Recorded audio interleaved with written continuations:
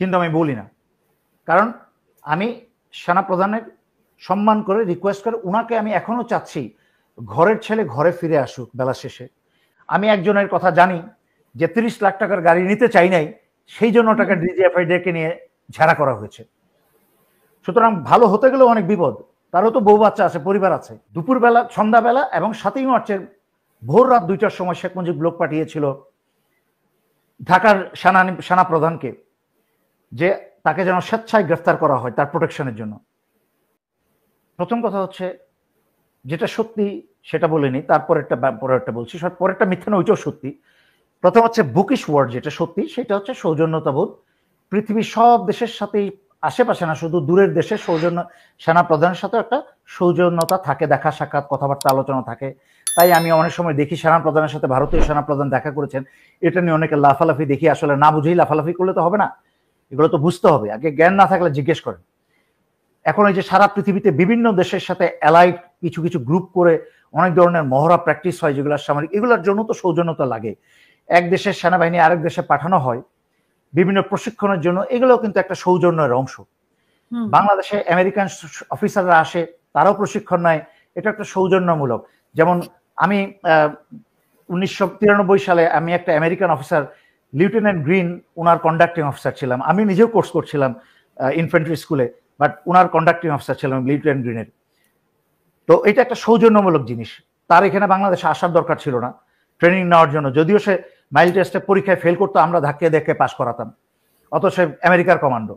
তো বাংলাদেশের কমান্ডো তার থেকে আরো উন্নত, অনেক উন্নত আমেরিকার কমান্ডো থেকে। মাঝখানে ইম্পর্টেন্ট কথাটা বলে ফেললাম। কিন্তু এখন আসি পরের কথায়, বাংলাদেশের সাথে ভারতের যাই হচ্ছে এটা সৌজন্য না, এটা হচ্ছে অজিত দোভালের সমস্ত চালের অংশ। যেটা ভারতের সেনাপ্রধান বলেছে তার কথা বলেছে, কিন্তু আমার আপত্তি হচ্ছে আমাদের সেনাপ্রধান আপত্তি অনেক কিছুই নিয়ে আছে। আমি এতদিন মুখ বন্ধ করে বসেছিলাম যে মানুষ স্যার বদলাবেন, স্যার সঠিক পথ অবলম্বন করবেন, এবং উনি অনেক কিছু করছেন, আওয়ামী হয়ে করছেন না। আমি জানি, আমি লাইভে এসে বলি না, কারণ আমি তো ইউটিউব দিয়ে পয়সা কামাই না। আমি অনেকের মতো একটা জিনিস শুনেই ব্রেকিং নিউজ চলে আসছি, আমার ভিউ বাড়ুক, 2 পয়সা পাত্তা দিন আমার ভিউ বাড়ুক আর না বাড়ুক। কেউ আমাকে ফলো করুক আর না করুক, 2 পয়সা পাত্তা দিই না, আমার সময় নেই। তো আমি অনেক খবর ভিতর থেকে পাই, আমি একদম ফার্স্ট হ্যান্ড খবর আমি ভিতর থেকে পাই, কি আলোচনা হচ্ছে, কি হবে কি না হবে, কিন্তু আমি বলি না, কারণ আমি সেনাপ্রধানের সম্মান করে রিকোয়েস্ট করে উনাকে আমি এখনো চাচ্ছি ঘরের ছেলে ঘরে ফিরে আসুক বেলা শেষে, এবং দেশের এই সশস্ত্র বাহিনীর কাজে লাগাক। কারণ সবাইকে কেটে ফেরে মেরে ফেলে তো হবে না। ইউনিট ভুল করেছে, কিন্তু ইউনিট 1 লিডারশিপ, যার আন্ডারে ধ্বংসপ্রাপ্ত এই সশস্ত্র বাহিনী এবং তথা সেনাবাহিনীটাকে এক বাংলাদেশের ঝান্ডায় দাঁড় করাতে হবে। কারণ ওই যে বললাম, সমগ্র চোরের দেশ, এখানে ভালো মানুষ কোথায় খুঁজে পাওয়া যাবে? সেনাবাহিনীর কিন্তু ওই অবস্থা। এখন সেনা প্রধানকে সরিয়ে দিয়ে আরেকটা সেনা প্রধান বানানো যাবে। আগেও বহুবার ব্যাখ্যা করেছি, পেঁয়াজের যেরকম অনেক স্তর আছে, সেই রকম 16 বছরে হাসিনা কমসে কম 16টা স্তরে এই সশস্ত্র বাহিনীকে প্রস্তুত করে গেছে। কয়জনকে সরাবেন আপনি? সবই স্বৈরাচারী শেখ হাসিনার কোনো না কোনো ব্লেসিং পাওয়া 100% বেনিফিশিয়ারি। কারণ স্বৈরাচারী হাসিনার অনুমতি ছাড়া একটা লেফটেন্যান্ট কর্নেলের প্রমোশন হয়নি। হ্যাঁ, তার মানে এই যে সবাই খারাপ তা না। যেই লেফটেন্যান্ট কর্নেল অনেককে দেওয়া হয়েছে তাই নিয়েছে, অনেককেই সুযোগ সুবিধা নিয়েছে।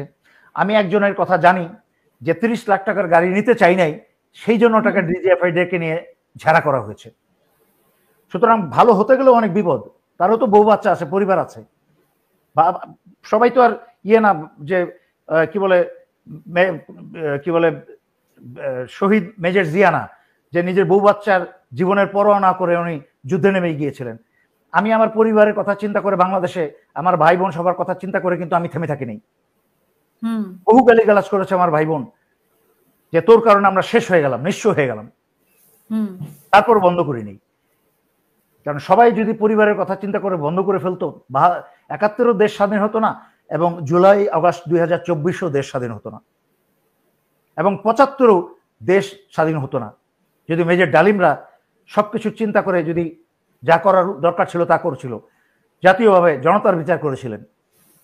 তো যাই হোক, যা হচ্ছে উনার উচিত, উনি অনেক মানে যে সাক্ষাৎকার মানে যে কথাটা বলেছেন, একটা কথা আমার খারাপ লেগেছে সেনা প্রধানের, উনি খুব একটা মানে ওনার কাছে এই বক্তব্যটা আশা করি নাই। উনি হয়তো হাসিনার আমলে এর চেয়েও খারাপ বক্তব্য দিতে পারতেন, এটা খুবই স্বাভাবিক। বাট হাসিনা চলে যাওয়ার পরে উনার প্রোটেকশন এবং আজকে সাইফুল আলম, তারপরে তার যাদেরকে আজকে ফোর্স রিটায়ার করা হয়েছে, এটাও কিন্তু তারা উনার বিরুদ্ধে, সেনা প্রধানের বিরুদ্ধে কু করতে চাইছিল।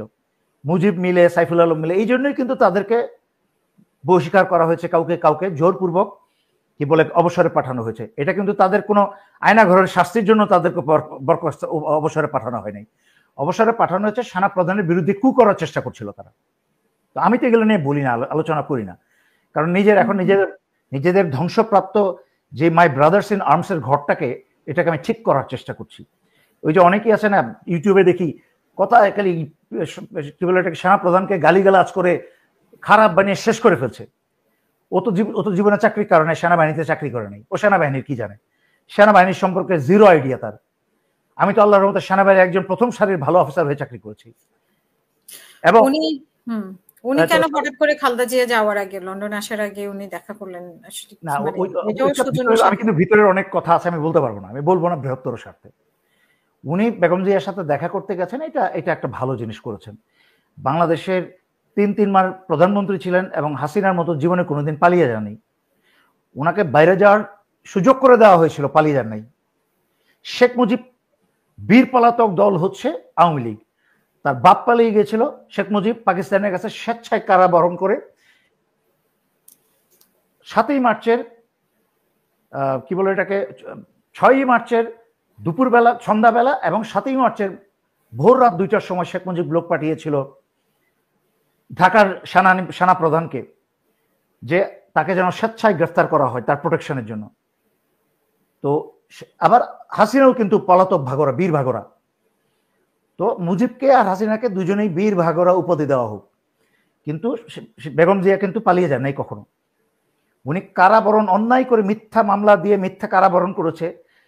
সেই মন বিএনপি যে একদিন আন্দোলন করে না এই রাস্তায়, আজকে হাসিনাকে যদি এরকম 1 মাস জেলে ভরে রাখতো, তাহলে আওয়ামী লীগ সারা বাংলাদেশে আগুন লাগিয়ে দিত।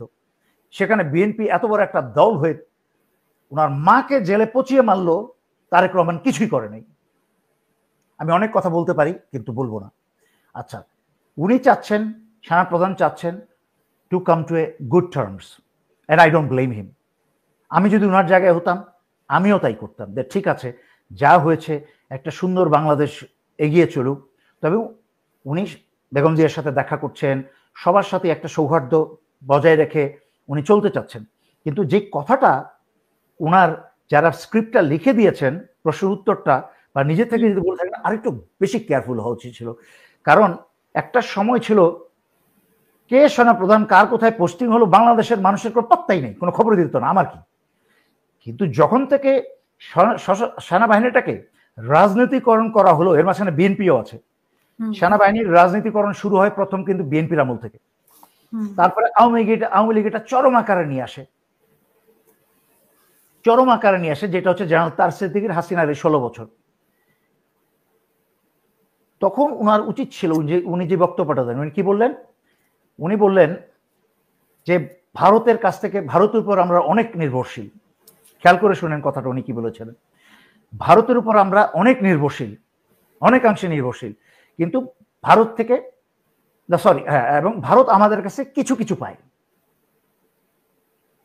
এই যে সমতাটা আমাদেরকে এত ছোট করে দেখালেন, ভারতকে এত উপরে করে দেখালেন, ভারতকে দাদাগিরি করার সুযোগ দিলেন, ভারতকে হুজুর বানিয়ে দিলেন, এটা আমি ওনার কাছ থেকে আশা করি নাই। অত্যন্ত লজ্জাজনক। আমার মতো একটা মেজর সেনাপ্রধান না, আমার মতো একটা অবসরপ্রাপ্ত মেজর, আমি হলে কিন্তু এইভাবে কথাটা বলতাম যে আমরা ভারতের কাছ থেকে প্রতিবেশী দেশ হিসাবে অনেক কিছু লেনদেন করি এবং ভারতও আমাদের কাছ থেকে অনেক সুবিধা পায়। বিশেষ করে ভারত তার 7 সিস্টারের সিকিউরিটির জন্য বাংলাদেশের উপর সাংঘাতিকভাবে নির্ভরশীল। কারণ আমরা যদি অনুপ চেটিয়াকে আমরা কিন্তু বাংলাদেশের জেলে পড়েছি, যাকে আজকেই তাকে সাজা কমানো হয়েছে, যাবজ্জীবন থেকে সেটা 14 বছর করা হয়েছে। আমার মনে হয় আমি অনুরোধ করব বাংলাদেশ সরকারকে অনুপ চেটিয়াকে সম্মানের সাথে ছেড়ে দিতে এবং তার কার্যক্রম সে চালিয়ে যাক। ভারতের যদি শান্তি বাহিনীকে প্রশিক্ষণ দেওয়ার জন্য বাংলাদেশের বিরুদ্ধে ক্যাম্প থাকতে পারে, তাহলে বাংলাদেশের ভিতরে কেন সেভেন সিস্টারের বিভিন্ন বিদ্রোহী দলের ক্যাম্প এবং প্রশিক্ষণ কেন্দ্র থাকতে পারেন না? এবং তাদের নেতারা হাসিনাকে যদি আশ্রয় দিতে পারে, তাহলে অনুপ চেটিয়াকে কেন আমরা জামাইয়ের মতো আশ্রয় দিয়ে রাখতে পারি না? Why not? সো এগুলোকে চিন্তা করতে হবে।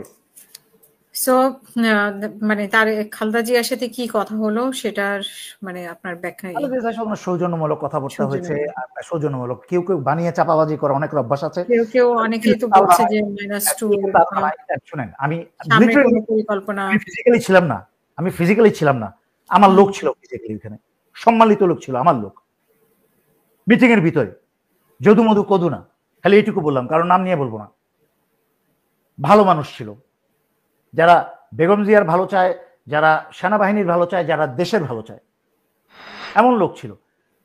একটা জিনিস বুঝতে হবে, সেনা প্রধান বেগম জিয়ার কাছে এরকম একটা সেন্সিটিভ পার্সোনালিটি, এরকম একটা সেন্সিটিভ সময় উনি কোনো গোপন কথা বলতে পারেন? এরকম বোকা হতে পারেন উনি? কারণ কথাই আছে, দেয়ালেরও কান আছে। চাপাবাজ ইউটিউবার যারা আছে, যারা কথায় কথায় চাপা মিথ্যা বানায়, এগুলো এদের কাজ, সস্তায়। এই জন্য আমি তো আর কারোর ইউটিউব দেখি না। আমরা শেষ করবো। অনেক ধন্যবাদ।